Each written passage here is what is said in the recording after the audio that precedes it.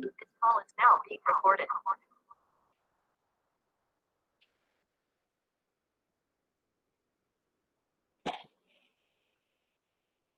Okay, so as you know, what's the Euler torsion functions? Okay, in a number theory, okay, the Euler torsion function count the positive integers up to a given integer n that are relatively prime to n. Okay, for example, if you're having the two numbers m and n are relatively prime, then pi of m and n equal to pi of m and pi of n. Okay, so in this, okay, we already saw, okay, residues, set of residues. Okay, if you have the Zn, so Zn means the value of Zn is set of residue of Zn is 0 to n minus 1. Okay, for example, if you have Z2, okay, the set of residue for Z2 is 0 to 1. Okay, for n equal to 2, when is Z of 2. Okay, if it is Z of 6, okay, the set of residue for the Z6 is, okay, 0 to 6 minus 1, that is a 5. Okay, so this is for the normal numbers. Okay, for if we are having a reduced set of numbers, okay, reduced set of residues, okay, then we are mentioning in the form of Zn star. Okay, Zn star, power star. Okay, so that in that number, the reduced set of residues, we are excluding the 0. Okay, and we are having the GCD of two numbers which should be equal to 1. Okay, for example, Z6. Okay, Z6 star. Okay, for we need to find out the reduced set of residue for the number 6. Okay, for that what you have to do means except 0. Okay, we need to find out the GCD for the all the remaining number. The GCD of 1 comma 6 will be 1. GCD of 2 comma 6 not equal to 1. GCD of 3 comma 6 not equal to 1. GCD of 4 comma 6 not equal to 1. GCD of 5 comma 6 1. So we have to consider only 1 comma 5. Okay, the number which is having GCD equal to 1 should be considered only in the reduced set of residues. Okay, the 6 power star. This is the reduced set of residues. Z6 is a set of residues. Z6 star is the reduced set of residues. Okay, this is for the non-prime numbers. If you have the prime numbers, okay, if, for example, Z11, Z11 is a prime number. Okay, if you have prime numbers, okay, then the set of residues and the reduced set of residues will be both are similar, but except 0. Okay, for example, Z11, the set of residues 0 to 11 minus 1, 10. Okay, for the same, the reduced set of residues except 0 to we have the exception that is 0. Okay, except 0, so we have to have remaining numbers 1 to 10. Okay, so 1 to 10. So this is for the reduced set of residues. Okay, for the prime numbers. Okay, so for the prime numbers, okay, the set of residues 0 to 11 minus 1. Okay, for the reduced set of residues excluding the 0, we have all the remaining numbers. Okay, for the prime numbers. So non-prime numbers, what you are performing, prime numbers, how we are performing the reduced set of residues. Okay. So as we said before, okay, for the number 10, okay, so the complete set of residues 0 to 10 minus 1. Okay, 0 to 10 minus 1, that means 9. Okay, so this is not 10, 9. Okay, so for the reduced set of residues, okay, so we are taking the GCD of 1 to 10, 10 comma 1, 10 comma 2, 10 comma 3, then you will get the 1379. Okay, so reduced set of that are related prime to 10. Okay, 1379 will be the reduced set of residues. Okay, as we know what is the Euler torsion function, in arithmetic modulo n, the reduced set of residues is subset of the complete set of residues modulo n, which are relatively prime to n. Okay, so here this one is just note down, this is not a 1, so this one is a 0. Okay, make sure this is 0. Okay, so this is we have the 4 properties: pi of 1 equal to 0, pi of n equal to n minus 1 if n is a prime number, pi of m into n equal to pi of m into n. Okay, pi of n if m and n are relatively prime. If m and n are relatively prime, otherwise pi of n power e equal to n power e minus n power e minus 1 if n is a prime number. Okay, these are the 4 properties we are having in the Eulers. Okay, so you have to apply these 4 properties for the all the Euler torsion functions. Okay, for example, this is the given problem pi of 41. Okay, pi of 41, first as I said before, we have to find out whether the given number is prime or not. Okay, the given number is prime, Okay, then we can directly apply the second rule. Okay, pi of n equal to n minus 1. Okay, because I said if we have given number is prime, okay, then the reduced set of residue is okay 1 to n minus 1. Okay, 1 to n minus 1. So that's a reduced set of residue for the prime numbers. Okay, excluding 0, 1 to n minus 1 will be the reduced set of residues. So we can directly apply this. Okay, the pi of n equal to n minus 1. So if n is a prime number, so 41 minus 1, so 40. So totally there are 40 relative prime numbers are there. Okay, for the n value 41. Okay. For 27, in the same way, so you have to find it whether the given number n is a prime number or not. If it is not a prime number, okay, you have to choose okay the third and fourth property. Any one of the you have to check which one is suitable. Okay, the third one is suitable. M into n, m and n should be relatively prime. Otherwise, you have to choose the fourth property. Okay, so n power 3. Here the n should be the prime number. Okay, so when you're specifying this 3 power 3, okay, 3 power 3, the 3 will be the prime number. So this one you can have any numbers, okay, but this one must be the prime number. Okay, this one must be the prime number. Okay, so if you have this one, you are multiplying this one 3 power 3 minus 3 power 3 minus 1, so you are getting the answer as 18. Okay, so there are 18 positive integer less than 27. Okay, and relatively prime to it are so these are the 18 relatively prime number for the n value 27. Okay, so this is a Euro torsion function we saw. Okay, hope everyone remember.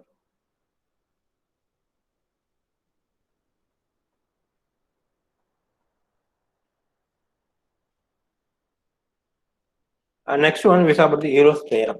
Okay, the third unit, next one we saw about the Euro's theorem. Okay, we can say the Fermat theorem or Euro's torsion theorems. Everything you can say in the form. Okay, it says that if n and a are co-prime or relatively prime integer, then we have two versions of the Euro's theorem. Okay, a power pi of n congruent to 1 mod n. So this is the first version, and the second version. Okay, a power k into pi of n plus 1 is congruent to a mod n. Okay, this is a proof we saw. Okay, so what you are doing means we have two versions. Okay, you can use any one of the versions. So that's not a problem. Okay, so what is the a power pi of n mod n will always yield the result as 1. Okay, a power pi of n mod n will always yield the result as 1. In the same form, okay, the a power k into pi of n plus 1 mod n will always yield the result as a. Okay, so this is the two form of versions of the Euler's theorem.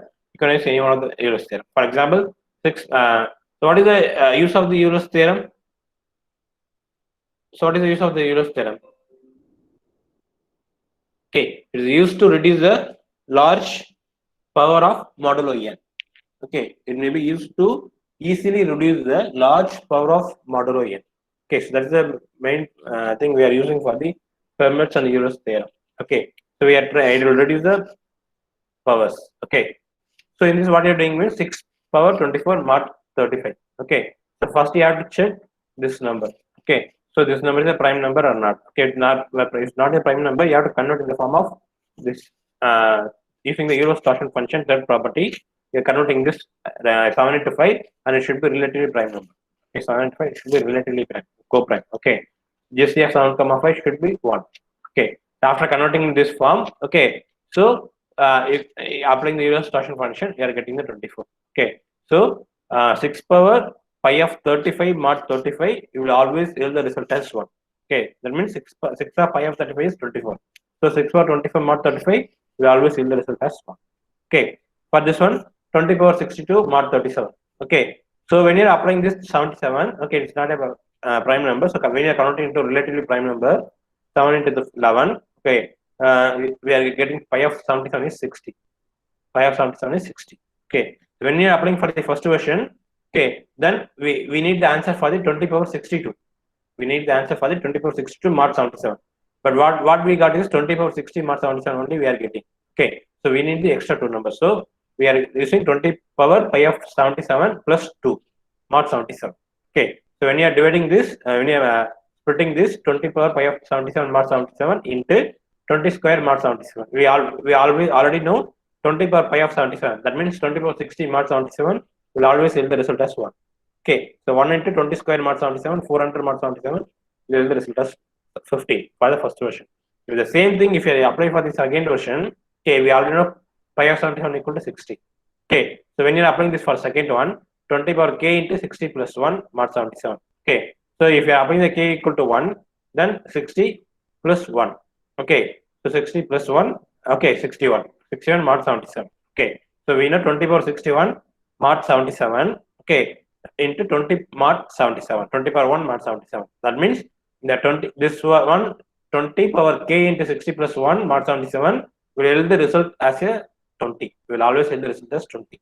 Okay, so 20 power 61 mod 77 will always yield the result as 20. Okay, and 20 power 1 mod 77 will always yield the result as 20. So 20 into 20 400 and mod 77 will yield the result as 50. Okay, so using this we are trying to reduce the power value. Okay, so model exponent value. Okay, so using this any of the two versions you can be able to do. Okay, and one more thing important. Okay, so you have to use, if they ask you to find out the last one number, they find out the result for the last one numbers. Okay, or they are, if they ask you to find out the result for the last two numbers, okay, then you have to use the pi of 10 for the last one digit, pi of 100 for the, I mean n value equal to 10 you have to use for the last one digit. If they ask you to find out the last two digit of result, you have to use the 100 as a n value. If they ask you to find out the last three digits of the result, then you have to use the n value as 1000.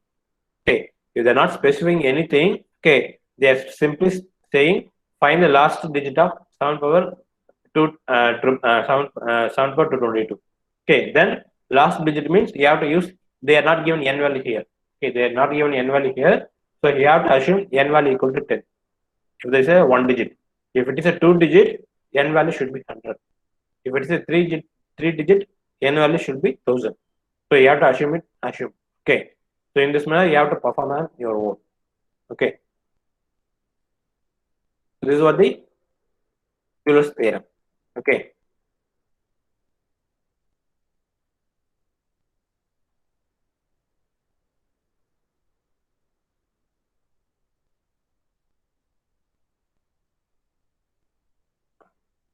So after the Euler's theorem, okay, we saw the model exponentials. Okay. So we saw the model exponentials. Okay. So what is the model expansion? It calculates the remainder when a positive integer a is raised to the x power. Okay. So calculate the remainder when the when a positive integer a is raised to the x power. Okay. So a power x is divided by a positive integer n and it's called as the modulus. Okay. So we can do it by using the fast exponential. Okay. So what is the use of the fast exponential is it uses the square and multiply method. Okay, it is used the square and multiply method. The main idea is to treat the exponent as a binary number of bits. Okay, it will treat the exponent as a binary number of bits. Okay, so first you have to convert the exponent into binary number of bits. Okay, then after converting the binary number of bits, then finally you have to include the intermediate result to the final result wherever one is placed in the binary number of exponent. Okay, finally include the intermediate results to the final result wherever one is placed in the binary bits of the exponent. Okay, that's what you are doing in the model exponential. For example, here 5 power 128 mod 13 using the model exponential. Okay, so using that we can simplify the calculation for the large numbers, large integer numbers. Okay, for example, we have 128. Okay, when you converting the 128 to binary exponents, okay, this is the value. Okay, 247, 246, 245, 244, 243, 242, 241, 240. Okay, so then after that, okay, you can directly apply the result for the 247 value. Okay, so you can 5 power 247. Okay, so if you are getting applying the result for the 5 power 247 mod 30, you can get the result for the this problem. Okay, for 5 power 247, that will be sometimes it will be the large value. Okay, to find out the value easily, so you can apply the multiple steps. For example, 5 power 2 power 0, I mean the 5 power 1 will mod 13 will give the result as 5. Okay, the 5 power 2 power 1, then 5 square mod 13 will give the result as 12. Okay, apply the 5 square result to the 5 power 4. Okay, apply the 5 power 4 result to the so, okay, 5 power 2, 5 square result to the 2 power 2 result to the 2 power 3, 2 power 3 result to the 2 power 4, 2 power 4 result to the 2 power 5, 2 power 5 result to the 2 power 6, 2 power 6 result to the 2 power 7. Okay, so in this manner, we can able to simplify the, so that the 2 power 7 will be result as a 1. So we can easily calculate this as a 1. If it is, if you don't want to calculate everything, you can calculate this specified thing. For example, 5 power 2 power 0 2 power 1, then you can calculate 2 power 4, or then you can calculate 2 power 6. Whatever the value necessary, okay, you can calculate the specific value. Okay, so wherever you have 1 you are getting, you have to calculate all the values. Okay, then apply all the values into the binary exponent 1. Okay, so the same thing. Okay, 8 power 3024 mod 11. So yeah, the exponent value is 3024. Okay, so this will be very large. When you are doing in the calculation, it will be very large. You will get answers at 10 or something. Okay, so that to reduce the calculations, we are using the modular exponentials. Okay, so first you are converting the binary exponent value exponent as a binary bits. So when you are getting this, so wherever you are one getting 2 power 4, 2 power 6, 2 power 7, 2 power 8, 2 power 9, 2 power 11. Only this places we are getting the number of ones. Okay, so you have to apply result only on this places, not on all the places. So you have to calculate result for the 8 power 2 power 4, 8 power 2 power 6, 8 power 2 power 7, 8 power 2 power 8, 8 power 2 power 9, 8 power 2 power 11. Okay, you need to calculate result for this value. Okay, so after calculating this value, you can apply the result and you can find out the answers. Okay, so you need to calculate for the 2 power 4. Okay, so when you calculate 2 power 4, if you have the answer for the 8 power 2 power 3, then it can be easy to calculate the answer for the 8 power 2 power 4. Okay, so this way you are calculating the modular exponentials. Okay, next after that we saw the Fermat's-Little theorem. Okay, the Fermat's-Little theorem. Okay, so it's equal to Euler's theorem. Okay, but Euler's theorem is published with the proof, but Fermat's-Little theorem, the Fermat's published this theorem without proof. Okay, so what is the Fermat's theorem? Okay, it states that if P is a prime number, then for any integer A, the number A power P minus A is an integer multiple of P. Okay, that means we are saying it's a power P congruent to A mod P. Okay, so what we are saying means, for example, if A equal to and P equal to 7, okay, then 2 power 7, okay, 2 power 7 equal to 128, 128 minus what is A 2, A power P minus A equal to 126. So 126 is a multiple of, is an integer multiple of 7, 7 into 18. Okay, so 126 is a multiple of 7. Okay, other version also we are having A power P minus 1 congruent to 1 mod P. Okay, so what we are saying means, if A is not divisible by P, okay, the Fermat's-Little theorem is equivalent to the statement that A power P minus 1 is an integer multiple of P. Okay, this for the same A value 2 and P value 7. When you are having a 2 power 6, I mean 2 power P minus 1 is a 6. Okay, equal to 64, and 64 minus 1. Okay, 64 minus 1 will be 63. So 63 is an integer multiple of 7. Okay, 63 is the integer multiple of 7. Okay, so this is the two version we are having in the Fermat's-Little theorem. Okay, so so you have to prove the they will give the A and P. Using that, we have to prove the Fermat's-Little theorem. It should be we have to prove 7 power 18 mod 19 will always tell the result as 1. Okay, so when you are applying this, okay, 7 power 19 minus 1 coming into 1 mod 9. That means 7 power 18 mod 19 will always yield the result as 1. So we have to prove that using the modular exponential. As we know, 7 power 8 into 7 power 7, okay, 7 power 4 into 7 square into 7 square into 7 square. So we are dividing into this form. Okay, 7 power 18, we are dividing 18 into this form. Okay, so 7 power 18 is 8 plus 4 plus 2 plus 2 plus 2. Okay, so using the modular expression, you can find out the answer. Applying the answers, you can get the answer as a 1. So we are proving that 7 by 18 mod 19 will always yield the result as 1. Okay, so that the theorem is proved. Okay, so find the result of 6 power 10 mod 11 using Fermat's theorem. So we need to find the answer for 6 power 10 mod 11. So you can easily find out, but using, yeah, if it is Fermat's theorem or if it is Euler's theorem, you have to apply only the specific theorem. Okay, So here they use using the Fermat's theorem. Okay. When you are applying the Fermat's theorem, you have two versions. You can use any one of the versions. Okay. So A equal to 6, P equal to 11. Okay. A equal to 6, P is equal to 11. When you are applying this, A power P minus 1 equal to is a 6 power 11 minus 1 is a 10. 6 power 10 will mod 11 will always yield the result as 1. 6 power 10 mod 11 will always yield the result as 1. So we need the answer for 6 power 10 only. So we have proved that theorem.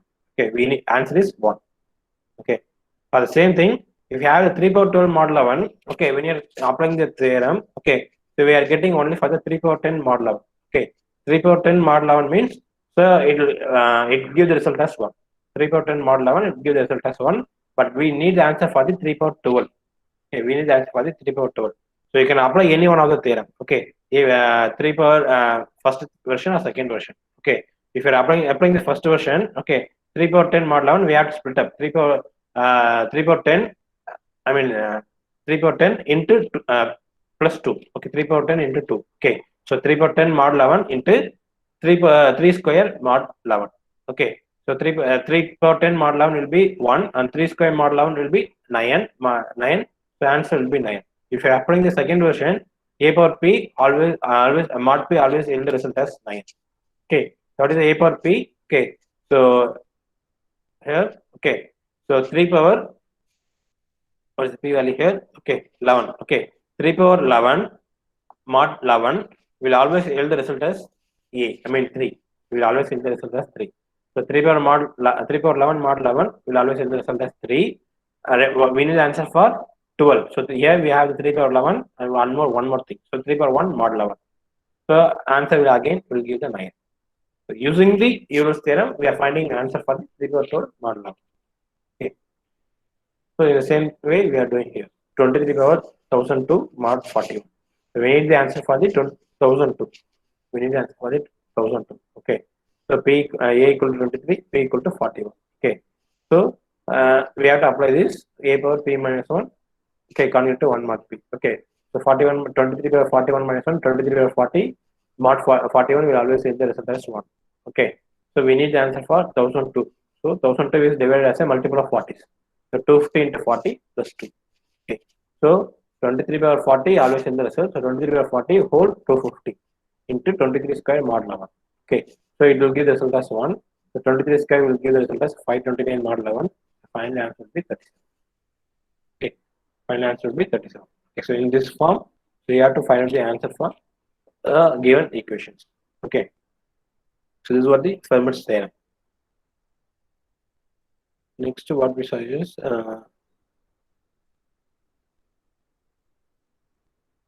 preliminary testing. Okay. So next was the preliminary testing. So in the preliminary testing, what you are doing means they will give the input. Okay, and you have to find out whether the given input is a prime number or not. Okay, that's what you are doing in the preliminary testing. Okay, so they will give the input, one input. Okay, you have to find out whether the given number is a prime number or not. So that's what you are doing in the preliminary testing. Okay, for example, the p equal to 19. So they given the number p equal to 19. So you have to find out whether the p is a prime number or not. Okay, if they give the x value, if they're not given the x value, you can assume the x equal to 2. Okay, if they're not given the x value, you can assume the x value equal to 2. Okay, so by using the Fermat's theorem. Okay, by using the Fermat's theorem. Okay, so x power p minus 1 mod p will always give the result as 1. Okay, for example, okay, x1 is 2, 2 power p minus 1 is 18. So 18 must give the result as 1. If we give the result as 1, then we can assume it's a prime number, otherwise it's not a prime number. Okay, so applying that 2 power 19 minus 1 mod 19, that is 2 power 18. So we are dividing this as a 2 power 5 into 2 power 5 into 2 power 5 into 2 power 3. Okay, so why? So we can divide in any manner. So 18, you can divide the 18 into any method. For example, so because when you are applying 2 power 1, will give the result as 2. Okay, so when you are applying 2 power 4, it will be result as 16. Okay, we are not exceeding the value of 18. But when you are applying 2 power 5, you are exceeding the value of 18. Okay, so we are using the we are splitting the 18 with the 5. Okay, starting with the 5. So multiple 5 into 3. 5 plus 5 plus 5, 15 plus 3, 18. 18 mod 19. So you have to find out using the modular exponentials. Okay, you have to find out the answer for this, and finally you get the value as 1. So if you are getting the answer as 1, We can say it's a prime number, otherwise it's not a prime number.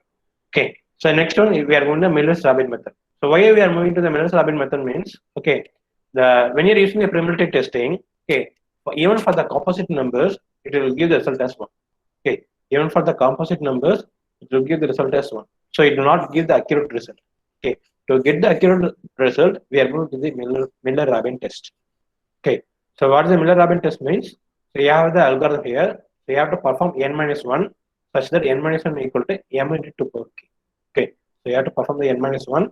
So n minus 1 equal to m into 2 power k. So that you can get the k value here, m and k value here. Okay, so here if the k value is lesser than equal to 1, if the k value is lesser than equal to 1, so you have to calculate the t value such that t equal to a power m mod n.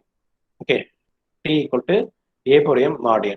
Okay, if the t value is plus or minus 1, then we can assume number is a prime number, else it's a composite number.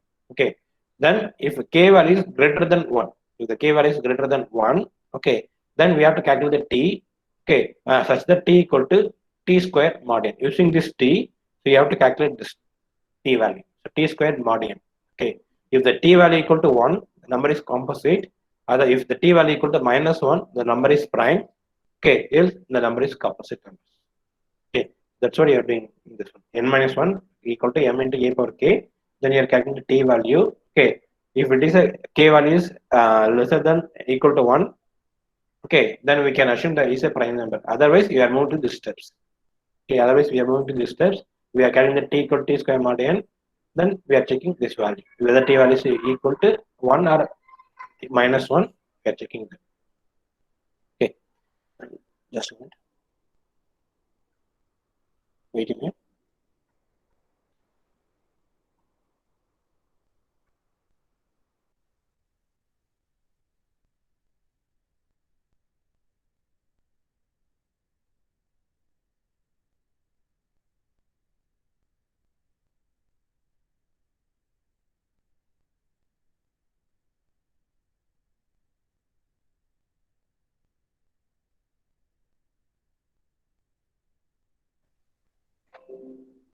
Okay, so in this manner, you can calculate you can check whether the given number is prime number or not. Okay, if they specify the probability testing, you have to use the probability testing method. If they specify the Miller-Robbins method, you have to use the Miller-Robbins method. Okay.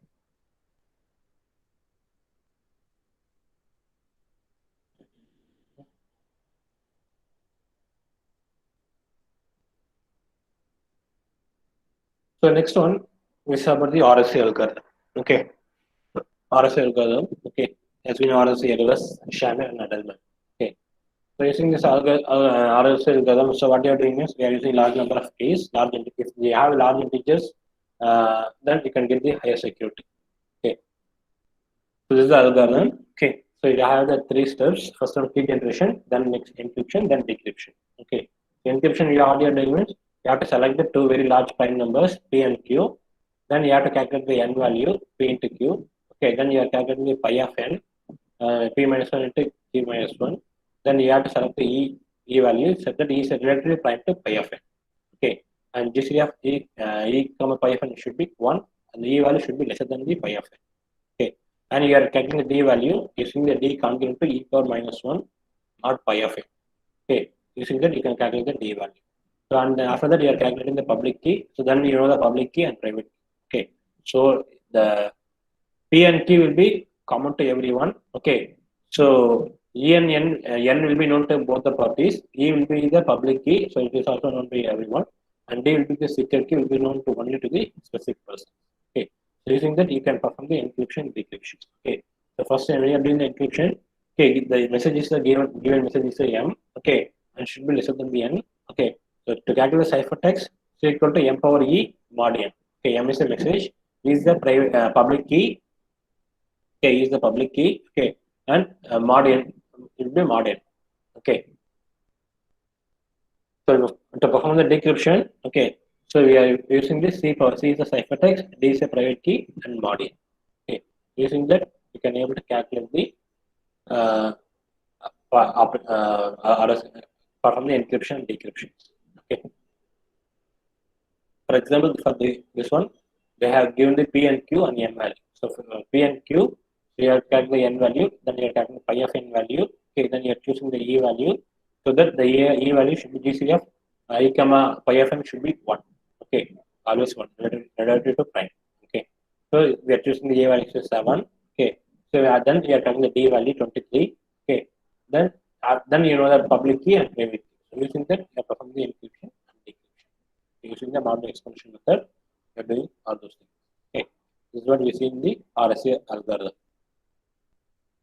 Next one we say is Diffie-Hellman key exchange. Okay, so in the Diffie-Hellman key exchange, what you say is so what we are set up means, so we are exchanging the keys. We are exchanging the keys securely. Okay, that's what we are doing here. Okay, how to exchange the key between the both sender and receiver in secure manner. Okay, so in this key agreement protocols, we are divided into 5 steps. Okay, in the first one, we are having the global public key elements. Okay, we are choosing the 2 elements, prime numbers q and alpha. Where alpha is lesser than q and relative prime to q. Okay, and next one, so this global public element should be known to sender as well as the receiver. Okay, next one, the user A key generation. Okay, the user A will select the private key, then using the private key, they are calculating the public keys. In the third step, the user B will randomly select the private key. Using the private key, they will calculate the public key. Okay, next, generation of secret key by user A. Okay, so using this one is the user B's public key power user A's private key mark. Okay, YB power X power A mark. YB is a user B's public key. X A is a user A's private key mark. Using that, user A calculating the secret. So user B will calculate the secret key using YA power XB mark. That's YA is a public key of the user A. XB is a private key of the user B mark. Using this, they are calculating the secret. So both the key should be equal. Okay, both the key should be equal. So in this way, we are calculating the Diffie-Hellman key exchange method. Okay, key exchange method. Okay, so key on alpha. So next, user A select the value private key. They give the XK is equal to 3. Using the XK value, we are calculating the public key of the user A. So using the private key of the user B, we are calculating the public key of the user B. Then we are calculating the shared secret. Okay. This is what you are doing in the Diffie-Hellman key exchange method. Okay. Hope everyone know about this. Okay.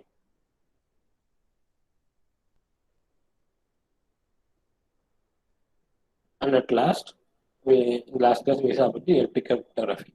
Okay. So before that we have, as you know, the LP cryptography we can divide, we can define the 3 forms. Okay, prime number.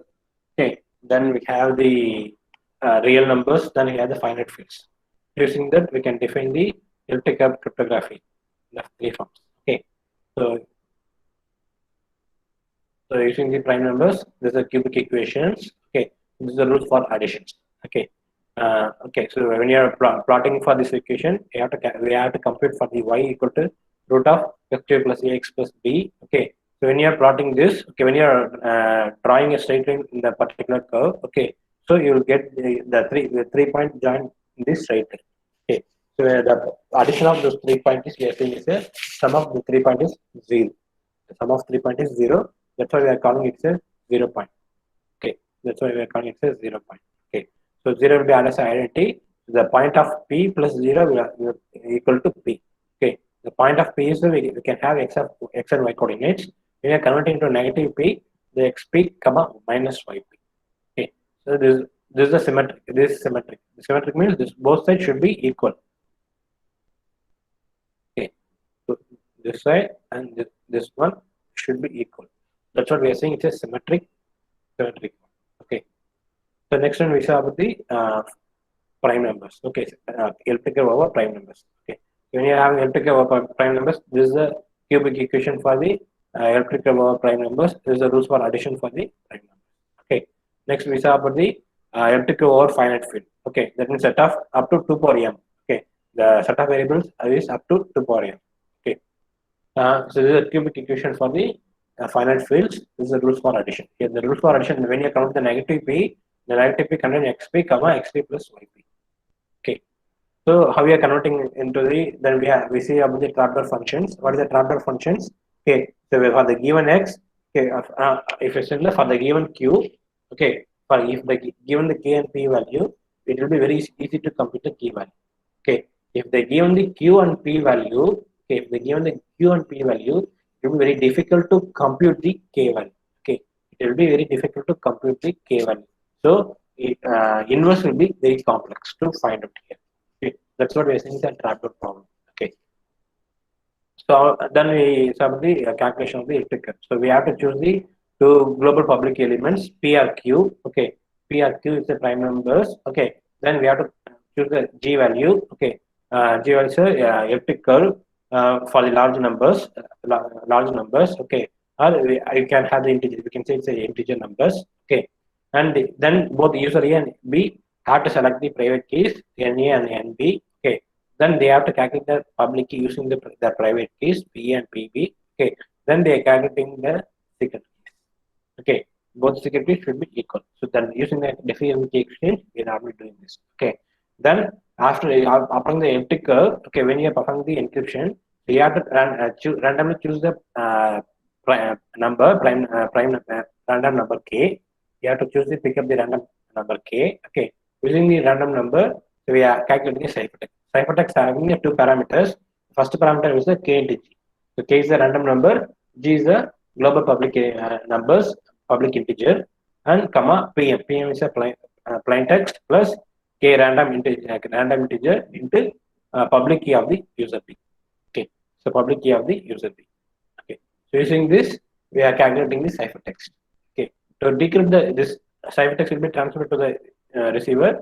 The receiver will perform the decrypt the text in the inverse manner. The inverse manner means, okay, so the first the K into G. Okay, using the NB, they multiply the with the secret key NB, user B secret key. Okay, using the secret key NB, they multiply the first parameter K into G.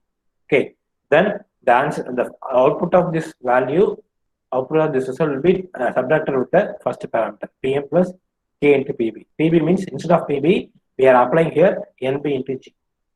Instead of PB, we are applying NB into G. Okay, so both will be cancelled, and you get the result as plain text. Okay, this is a form of the decryption in the elliptic curve cryptography. Okay, so this is the third one. One more thing is the Elgamal crypto system. Okay, so these are the topic we saw in the third units.